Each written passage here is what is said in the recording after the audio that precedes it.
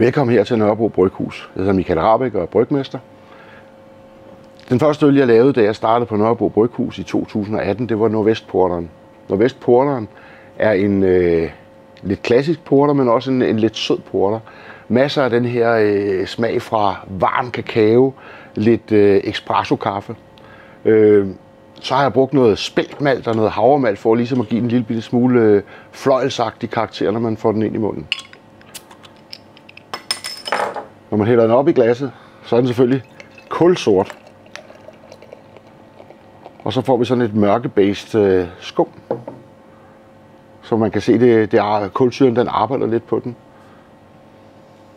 Som sagt i duften, masser af kakao, masser af kaffe.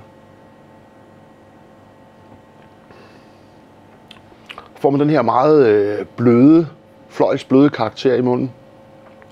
Og igen kakaoen, kaffen. Jeg vil faktisk påstå, at det er en porter, som alle kan drikke. Også folk, der ikke drikker porter. Det er altid lykkes mig, hvis man står med et lille portvinsglas.